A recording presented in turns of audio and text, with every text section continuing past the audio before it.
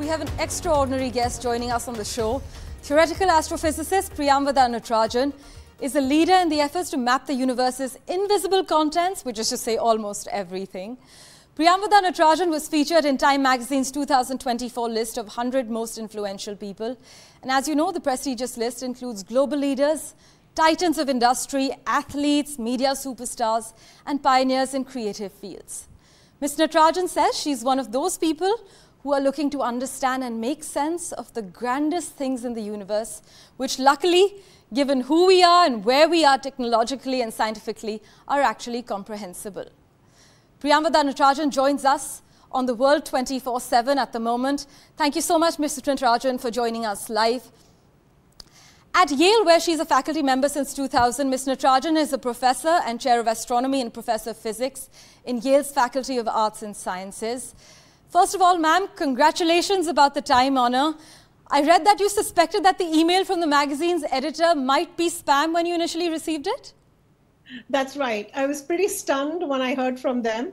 You know, as a scientist, although I am a thought leader and I'm a sort of public intellectual, this is not something you actually anticipate at all. So when I heard from them, I thought something has to be wrong. Although I wrote to them saying, I'm super grateful and really stunned, but is this for real? So, yeah. Ma'am, but from Coimbatore to Cambridge to Yale, it's been an absolutely incredible journey for you. We know you grew up loving science and math, but what was your childhood like in India? Were you always fascinated with celestial, terrestrial, any kinds of maps? Yeah, so I was obsessed with maps since I was a young kid. So I would devour any atlases of any kind that were around. And I think there was this notion that I felt that being able to map something means that you can know it and you can understand it.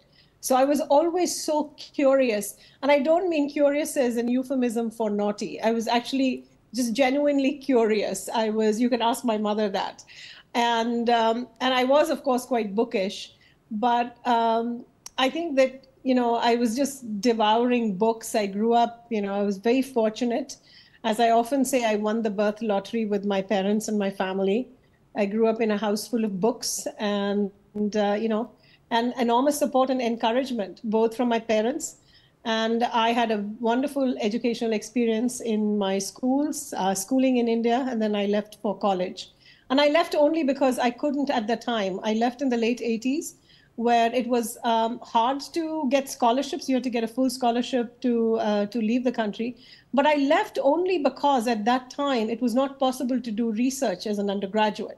Right. And I was hooked on research already. As a high schooler, I had started doing research at the Nehru Planetarium in New Delhi. So yeah, I'm so grateful and excited and thrilled. I'm already in New York. The festivities start tomorrow. So I was sort of dashing from dinner to come and talk to you right now. Oh, thank you so much for making time for us. Ma'am, your work maps the invisible universe. If you could take our viewers through what that entails. So it turns out that some of the dominant components of our universe are actually invisible, as in they don't emit light directly. So you can't actually see them and study them like stars and galaxies that have visible light. So these entities are dark matter, dark energy, and black holes. So you infer their presence indirectly from the gravitational effects that they actually exert around their vicinity. So for example, black holes, they are actually a region of space where the gravity is so intense that not even light can escape. But they impact the region around them. They affect the motions of stars that stray close by, for example. And we also know that every galaxy in our universe happens to host one of these supermassive black holes. So we study indirectly from the effects. And similarly for dark matter, from the bending of light. So I've been involved in trying to develop the conceptual frameworks for how you would actually do that, how you would do this inference, how you would do this modeling. And of course, now over the last 10, 15 years, and specifically since last year, we have a fantastic data from space, from the Hubble Space Telescope, from the Chandra Space Telescope, and the James Webb Space Telescope.